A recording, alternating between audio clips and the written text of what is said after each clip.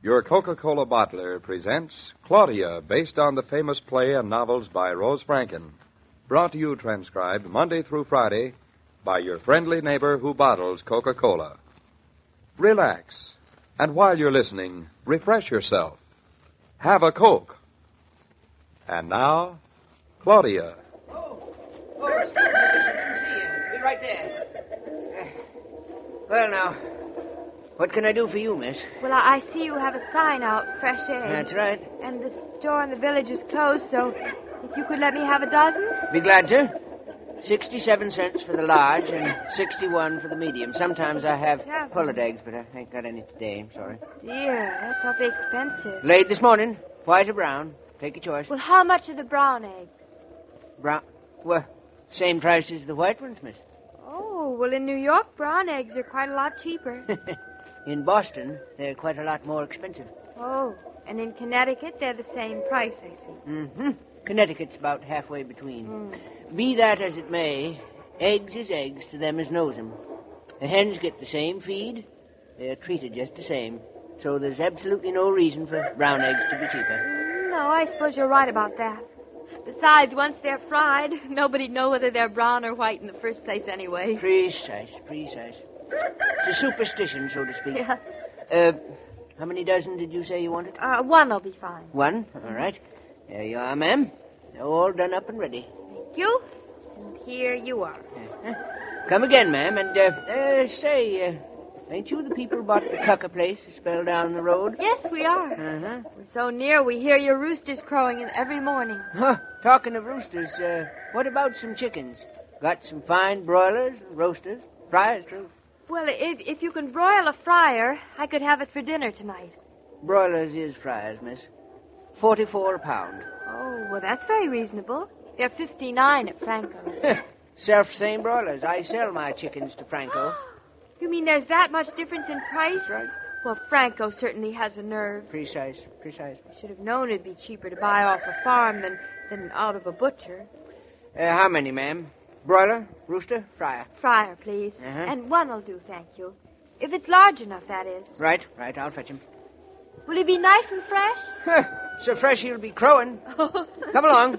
You can take your pick. Oh, careful of that wire there. Oh, thanks. I don't want you to trip now. Oh, I'm all right. I'm getting used to farms. My, what a lot of chickens. Yeah. They all look like little fat old ladies in gingham aprons. That's the Plymouth Rock. Nice, tender eating. Hey, there's a nice young fellow there. Oh, he's lovely. All right, I'll see if I can get him for you. Here, boy. Here. But Confound it. There I go. But he's alive. With his feathers and everything. Well, certainly. Only some alive. We want him to... I mean, you see, we don't want a pet. We want him for dinner. Well, yeah, sure thing. You buy a chicken on a chicken farm around here, and you buy him alive. Oh, well, then I'm sorry. I don't think I'm interested. It's up to you, ma'am, but this is the freshest kind of chicken you can buy. Well, I think maybe he's just a little too fresh for me. Well, have it your own way, ma'am. I guess you're city folk, all right. You mean to say it's only city folk who buy dead chickens? Yep, that's what I mean. Oh, I see. Of course, if you want to go down to Franco's, if it was open, waste the gas in your car, and spend 15 cents a pound more for the same bird, well, it's up to you. Well, I must say everything you say makes sense. Except he's alive. Just listen to him. Well, like I say, ma'am, it's up to you. But, look here. Now, just see how nice and fat this broiler is. He's not a broiler yet. I think we ought to call him a rooster. To his face, anyway. Just look. There's lots of fine white meat. Tender as butter and just as sweet. And 44 cents instead of 59. 3 pounds, 3 ounces. Tell you what, I'll let you have him for $1.35. Maybe you'd do it for me? Huh? Do it? Oh, sorry, ma'am. We just sell 'em live. That way, even the feathers belongs to you. So awfully pretty. Got your car here, ma'am? Yes. Well, I'll just tie the little feller's feet together so as it'll be easy to tote him along with you. Look, I don't think he likes being held upside down like that. Oh, He don't mind. Birds don't get dizzy. How can you be so sure? And, look here, ma'am. This is the way you hang him after you've chopped off his head. I've changed my mind. Please untie him. Well, he'll jump out of the car No, if I what do. I mean is I'll just take the eggs. But after I got him all fixed up and... looky here, miss. You're making a big mistake, because once you get the habit of buying poultry fresh off the farm, well, you just don't go back to the other way, and that's the truth.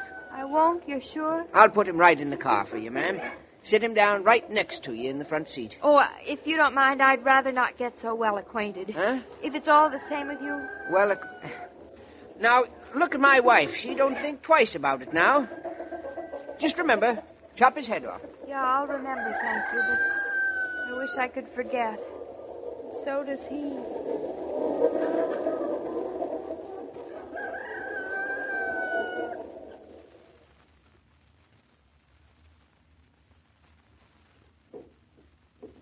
Claudia? Is that Mama? It's us, Mama. you? Oh, is David home already?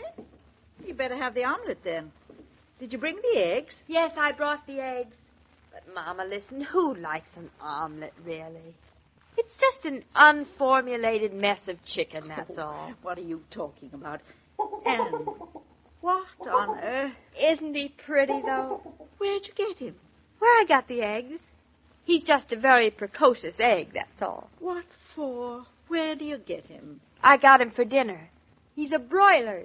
3 pounds, 3 ounces, aren't you, babe? But he's alive. And kicking, even tied up. Oh, I had an awful time in the car with him. Oh, why did you do it, you crazy child? Mama, country people always buy poultry on the hoof. Who said so? The man I bought him from. Well, he didn't say on the hoof exactly, but that's what it amounts to. I think I ought to untie his hoofs, don't you? He doesn't seem very comfortable. That's nothing to what he's going to be. Mama, stop making such a face. Do you know how much I save? 15 cents a pound. That's a lot. When the chicken is plucked and cleaned, he'll end up a lot more expensive than if you'd bought him at the butcher's. Oh, nonsense. You're a killjoy. Which is rather fortunate on the whole, because all you have to do is just chop his head. All I have to do... Oh, very simple. The man says his wife does it all the time. And if his wife does it, surely my mother is just as smart. What? Your mother is leaving this kitchen immediately. Mommy, you can't do this to me. In my condition. Well, you should have thought of that before. Before what? Oh, Mama, it was like a bad dream. All I could think of was the 15 cents a pound. Oh, you and your bargains.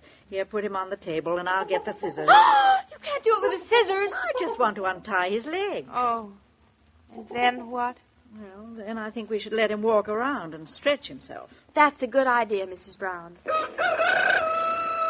quite an active little rooster, isn't he? Better close that door so he doesn't get in the living room. He has black eyes, just like little beads. I never knew a simple rooster could have so much personality. Claudia, I do wish you'd never brought him home.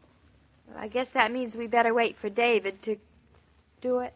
After all, it's man's work. And David is so manly about man's work, he won't mind. Will he? Oh, don't ask me. He's your husband. Yes, he's my husband. But he never was my husband with a rooster in the kitchen before. Oh, I wish he'd come. Oh, shut up. You're supposed to wish he wouldn't. The longer I watch this rooster, the less I think of him as a broiler. Me too. Well, I better get ready to go to the station. It's almost time. And leave me alone with this... What's that? It's a car. It's a taxi pulling away from the house. Hello. Darling, what's the matter? That's a fine welcome. Nothing's the matter. Caught the early train, and I didn't want you to drive down to the station in a hurry. Very sensible, and we're very glad to see you. You haven't any idea. What was that?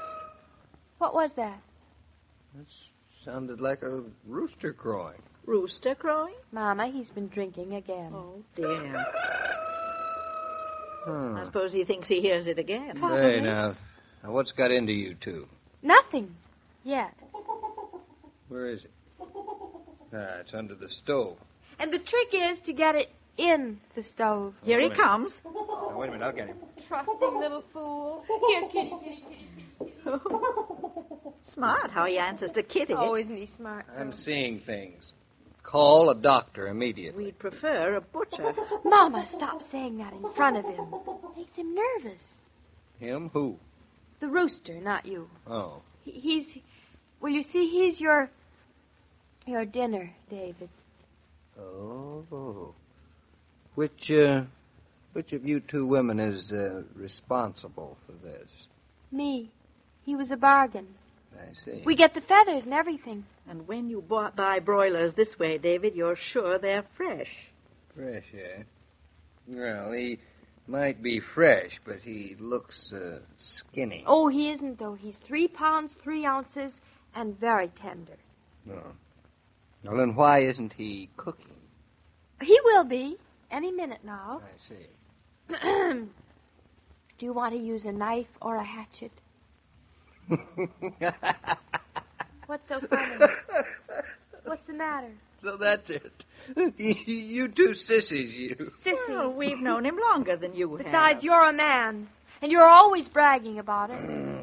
There are times when I could cheerfully wring your two necks. Shh, David, not in front of him. He's very sensitive. Oh, Please. sorry, old boy. Come here, Mama. What? Come in closer. What?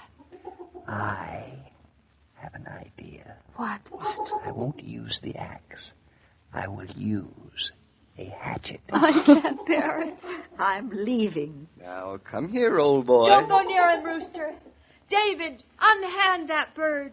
Unhand him? Yes. Well, I thought you wanted me to chop off his... Well, I love animals around the house, and... Looks an awful skinny animal. That's to right, me. Mama. He's emaciated, positively emaciated. Wouldn't be enough for 3 people, I'm sure of that. Besides all those feathers. Oh, David, I think he's much too old to be a broiler. He's tough as anything. Well, where'd you buy him from? Just down the road. David, are you going to take him back? No, darling, I'm just going to buy him a hen. Now that shortages are almost over, you'll find lots of improvements in your favorite shops. One of the most welcome modern services is the Coca-Cola cooler you see installed in your market, department store, and service station. It's mighty nice to be able to stop in the midst of marketing for the pause that refreshes, especially since Coca-Cola is only 5 cents. Well, it looks like there's a new member in the family. A Plymouth Rock rooster. Well, they're nice to have around. I don't think any of us are going to be able to eat broilers again, however. We're too closely related. I know what you mean. At any rate, we won't be faced with a problem tomorrow night. David's planning to take us all out to dinner. Well, that'll be nice if you get to where you're going. Why shouldn't we? Well, it could be that you'll have a little trouble with the tire on the way. Oh, dear. And when you have a flat tire the same day that your back porch caves in, and the back porch has to be jacked up, well, anyway, I'm just warning you, Mrs. Brown, eat a hearty lunch. I'll take your advice, Joe, and I'll also be back tomorrow to find out what happens to us with a flat tire and without a jack. Goodbye. Goodbye, Mrs. Brown. As I was about to say, every day, Monday through Friday, Claudia comes to you, transcribed, with the best wishes of your friendly neighbor who bottles Coca-Cola. So listen again tomorrow at the same time. And now this is Joe King saying au revoir. And remember, whoever you are, whatever you do, wherever you may be, when you think of refreshment, think of Coca-Cola. For Coca-Cola makes any pause the pause that refreshes. And ice-cold Coca-Cola is everywhere. This broadcast of Claudia was supervised and directed by William Brown Meloney. And now, here's a word from your friendly neighbor.